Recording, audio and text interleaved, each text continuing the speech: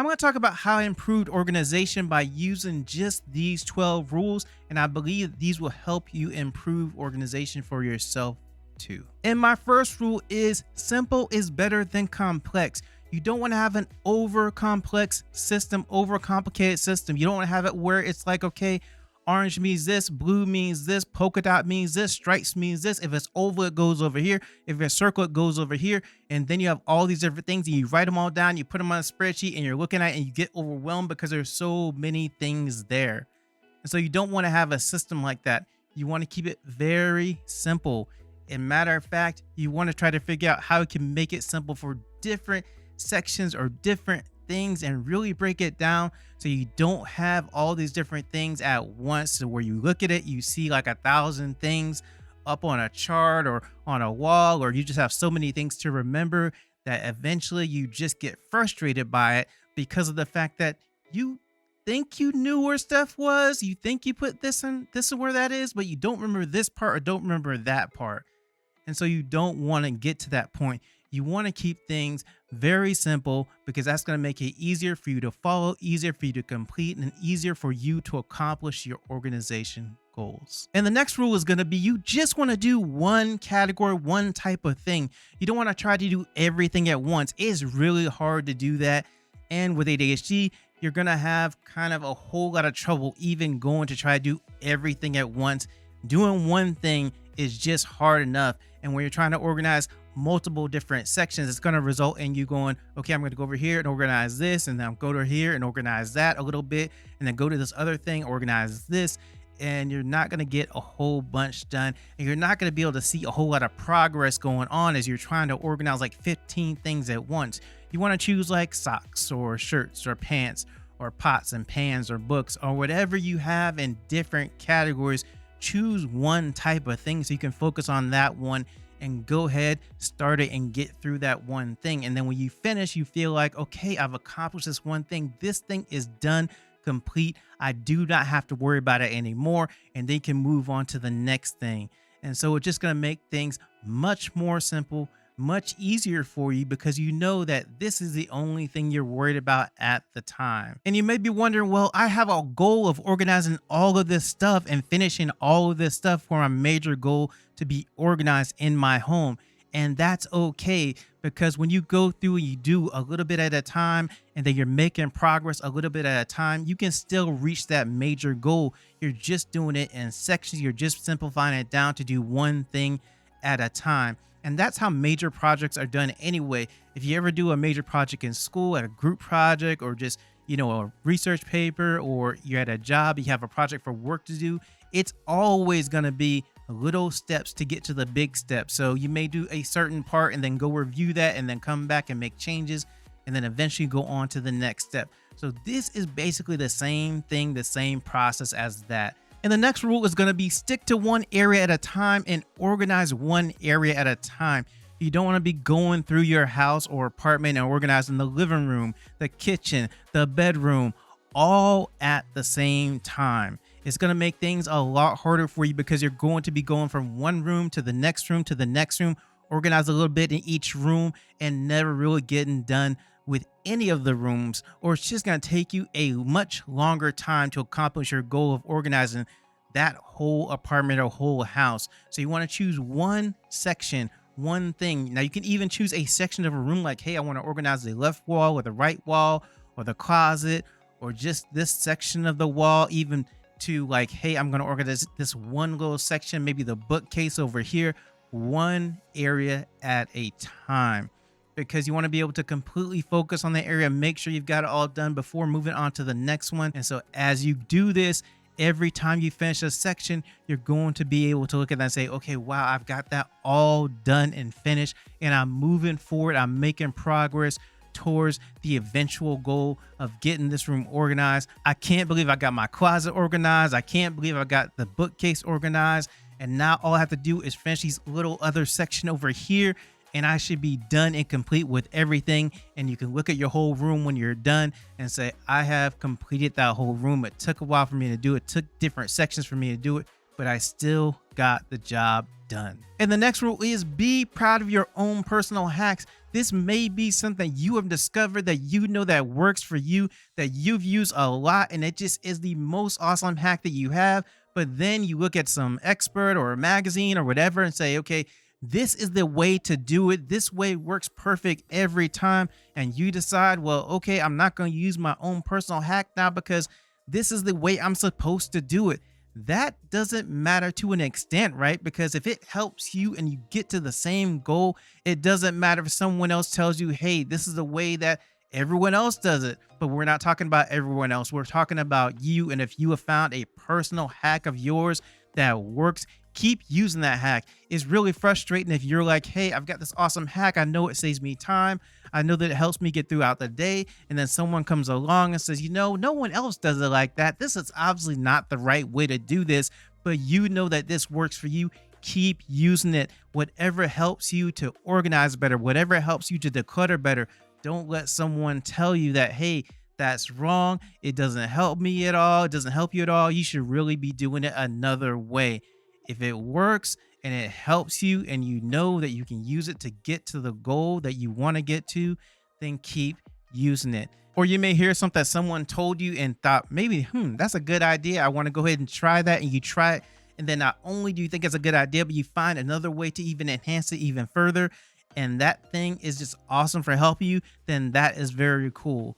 But just be careful that you don't get all hung up on that, hey, I'm not doing it this specific, perfect way, but this way works for me. Then go ahead and keep using your personal hack until you find something better. And the next rule is focus on functional over style. And what I mean is that you do not have to have the latest trend in your home, the latest style like you see it on TV. And you're like, wow, I want my home to look like that, or my apartment to look like that.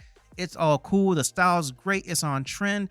But then you try to make your apartment house like that and realize that some of these things just don't work for you. They're just not functional. Yes, you can have this in this complete style, but there's some things that you actually need in your home that is going to make it better for you. How do you figure out, how am I going to make things on time, make it to things on time? How am I going to keep things in order? Is there a certain way to do that as well that's not included in this certain style? Is it just something else that you need in your home as a place to put things so that you remember where they are and specific to what needs to be functional for you over this stylish or trend that you're trying to look at and trying to make in your home? So think about all those things. It's great to have style. It's great to be on trend. It's great to look like things are in a magazine or some TV show that you've seen or whatever, right? That's awesome. But you want to also make sure functional first. How can I make it so that this place helps me to function, helps me to make my day easier, helps me to make sure that I get to everywhere on time, helps me to make sure that everything is in order where it needs to be and it's easy to find. Because if it's not, then it can be pretty and nice and just pleasing to the eye, but then you're frustrated because of the fact that it's just not easy for you to do all the things you need to do to get through your day. And so you can have functional and style together. So you can take some of the things you like on style and trend and put that in your home, but you just want to make sure that you combine some of the functionality that you need as well into your home. And then you can have something that is maybe a combo of the things. So just make sure you're paying attention to both things as you start to organize or declutter your home. And the next rule is declutter before you organize, because you go and you want to organize a room and then you get to the fact that, okay, I can move this chair here, that chair here, this over here, the sofa here. And then you realize you have stuff in the room you don't need. You don't need these chairs. You don't need this couch or whatever. You have a random bar stool in there you don't need. You have some games lying on the ground. You realize that they don't need to be in this room at all. And as you go through, you start to organize all this stuff. Now you've organized extra stuff you don't need. So what you want to do is go in and declutter beforehand. You want to go in and get all the stuff you don't need, all the stuff that's broken, all the stuff that you want to give away or whatever. You want to get all that stuff and take it out of your room, because you do not want to do double work. You don't want to have to go in and try to declutter after the fact you've already organized everything, because then you're gonna go through, look at stuff that you should have decluttered before, and then start to throw away stuff. And then you're going to be looking at the room and say, oh, I can put this thing here, put that thing there. This doesn't look right now that all the other stuff is gone. And then you're going to have to go through and organize the whole room over again to get to where you want to make it comfortable for you. So you want to make sure that you are not organizing before you declutter, but you are decluttering your room before you organize, so that prevents you from doing extra work. It's going to make it much easier to organize when it is actually decluttered already. And the next rule is be flexible with time and deadlines, because of the fact that when you have ADHD, this is one of the things you might struggle with is time awareness. You may guesstimate, hey, this is going to take me a day or two, and then it takes you 3 or 4 days. Or you may guesstimate, hey, it's going to take me a few hours, 3 or 4 hours. It's going to take you 8 hours instead. You want to be flexible when you have ADHD, because of the fact that when you have ADHD, you probably have an executive function deficit. That's just a normal thing that a lot of people deal with ADHD, and that is the management of the processes of prioritization, time management, and things like that. And so when you're working with a deficit, then it's going to be much harder to plan things out and make sure that you are aware of the time it's taking you, because a lot of times you'll get into the process of doing things. You might get hyper focused on it, where you're just all into everything and trying to make sure you get everything done and get everything perfect, and you just keep going and going and don't stop at all. Or you need to stop a lot to take breaks because you're going through the process, and then you need to stop, take a break, and come back to it, and that's going to increase the amount of time as well. And then some days you might go through and start doing it and then decide, hey, I am really just tired of doing this today. I'm kind of burnt out on doing this today. I want to come back and do it again tomorrow, or I want to come back in a few hours and try it again then. And that's going to increase the time too. And so what you want to do is you want to guesstimate a little bit, but you want to give yourself a buffer, however much of a buffer that you actually think you need, whether it's 2 hours, 2 days, whatever you want to do. You just want to guesstimate and say, hey, I think it's going to take me this long, but I'm going to give myself a buffer. And then you go ahead and set that as a time that you think it's going to take, including your buffer, your total time that you think it's going to take. And that way you have a more realistic time of what you may have to use to get everything done. Now, if you get to that point and you just, I've gone through the time, I've gone through my buffer, I'm still not done, then go ahead and try to figure it out again, and then set a new time and buffer, and then go ahead and try to complete that process on that second time, or maybe that third time. But don't worry about it if it takes you 3 or 4 times to get through it, because of the fact that it's all about just getting through the process. Unless you have some sort of really urgent deadline, it's okay to take your time, make sure you do things right, get things done, and then you are happy with the result in the end. And the next rule is don't buy organization lids or containers or something new that's a new organization or decluttering aid or whatever before you figure out exactly what you need, because of the fact that we've all done it. We've looked at something, we said, oh, that's new, that's awesome, that's just something I have to have, that I actually need. And then when you get it home, or when it comes there, you look at it and say, I don't really need this or whatever, right? Or the fact is you just order too much stuff. Like you go through, you organize, you declutter, and you still have all this stuff left over that you thought you needed, and then you really didn't need it at all. And so now you have a lot of stuff that you either have to return, or then you keep it for a little while and think, may I need it? Not sure if I need it or whatever. And then it gets to a point where it's too late to return it. And then you figure out you really don't need it. And now it's in your house or apartment, just taking up space. And that's the point when it becomes clutter. And now that you spent money on it, you're not sure if you just want to give it away or try to resell it or whatever you're going to do with it, right? And so that's the thing about this, is you want to make sure that you just buy exactly what you need. You don't need the latest organization aid or decluttering aid unless it's absolutely necessary. So you just want to figure out, okay, I only need this for this room, I only need this for that room, I only need this for this certain item or certain piece of clothing or certain category of items. I don't need 3 of them. I don't need 4 of them. So just try to figure it out. Just try to look through and then go through and count and figure out, okay, this is what I'm guesstimating that I need. And then if you go and do all that and get all the things that you you said you needed or whatever, and you still need an extra one, then go and order that extra one. But the fact is, you don't want to over order or order more than what you actually need to complete everything, because that is when the trouble shows up. And you want to try to prevent that situation from happening over and over and over again, because if it does happen numerous times or multiple times or whatever, you're going to have a lot more clutter, and you're going to wonder where it came from. And then you're going to look back and say, oh yeah, I ordered all this stuff, I never got rid of it, and now I see it, and now I have no idea what I'm going to do with it. So try to avoid that situation. And the next rule is you want to have a space where you can put all your clutter before you throw it out and get rid of it. Because as you're going through and organizing, you want to have this one area where you can take stuff that you know that you're going to throw away and take it there and leave it there until you're ready to actually get rid of it and throw it out. Because the way this works is that if you don't have that area, then what's going to happen is you're going to declutter one area and have stuff there, and declutter another area and have stuff there, and declutter another area and have stuff in those 3 different areas. And then you have to run back and go find the clutter that you had in this area, and the clutter you had in this area, and clutter you had in that area, and then try to combine them all and figure out if you've got everything. And so this just helps you to have a place that you know that as soon as you have something that is clutter, you can take it to this area and put it there. And then after you get through with everything, you don't have to go running around to try to figure out, okay, what did I declutter? Where is it? You know, what did I need to get in this area, that area, whatever? You know, there's one space, one place that all that stuff is.